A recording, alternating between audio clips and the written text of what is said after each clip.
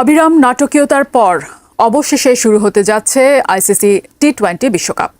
তবে বাংলাদেশকে সমর্থন দিয়ে ভারতের সাথে ম্যাচ বয়কট করার সিদ্ধান্ত নিয়েছে পাকিস্তান।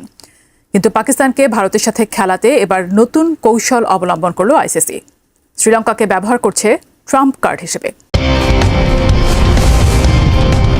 আগামীকাল ভারত ও শ্রীলঙ্কার যৌথ আয়োজনে পর্দা উঠছে টি-20 বিশ্বকাপের 10ম আসরের। তবে টুর্নামেন্ট শুরুর আগেই বড় ধাক্কা খেতে পারে বিশ্ব ক্রিকেট।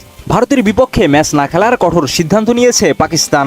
এই সিদ্ধান্ত কার্যকর হলে বিশ্ব ক্রিকেটের সবচেয়ে আলোচিত লাভজনক ম্যাচটি থেকে বঞ্চিত হবে আইসিসি ও সদস্য দেশগুলো।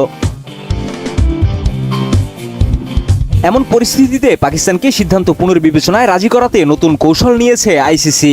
আর সেই কৌশলে ট্রাম্প কার্ড হিসেবে সামনে আনা হয়েছে শ্রীলঙ্কাকে। পাকিস্তান ক্রিকেট বোর্ডকে চিঠি লিখেছেন শ্রীলঙ্কা ক্রিকেটের সভাপতি শাম্মী সিলভা।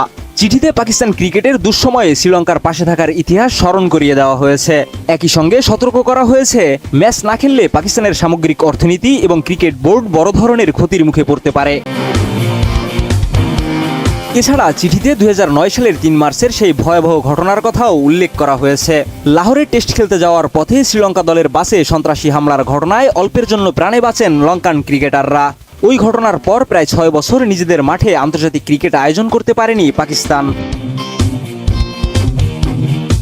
সেই সংকটময় সময়ে বড় দল হিসেবে প্রথম সাহসিকতার পরিচয় দেয় শ্রীলঙ্কায়। অন্য দলগুলো যখন পাকিস্তান সফরে অনাগ্রহী ছিল, তখন একাধিকবার ঝুঁকি নিয়ে পাকিস্তান সফর করে লঙ্কান দল এবং ধীরে ধীরে সেই পথ ধরেই পাকিস্তানে আবারও আন্তর্জাতিক ক্রিকেটের প্রত্যাবর্তন ঘটে। এবার সেই বন্ধুত্বের প্রতিদান চাচ্ছে শ্রীলঙ্কা। চিঠিতে বলা হয়েছে, বাংলাদেশকে টি-20 বিশ্বকাপ থেকে বাদ দেওয়ার প্রতিবাদে ভারতের বিপক্ষে ম্যাচ বয়কটের সিদ্ধান্ত পাকিস্তান সরকার নিলেও বিষয়টি পুনর্বিবেচনা করা জরুরি।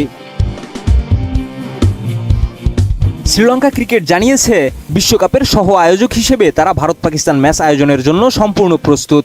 ম্যাচের টিকিট ইতিমধ্যেই বিক্রি হয়ে গেছে এবং দর্শকদের মধ্যে ব্যাপক আগ্রহ তৈরি হয়েছে। সম্ভাব্য এই ম্যাচ না হলে শ্রীলঙ্কার পর্যটন খাতেও নেতিবাচক প্রভাব পড়বে বলে সতর্ক করেছে এসএলসি।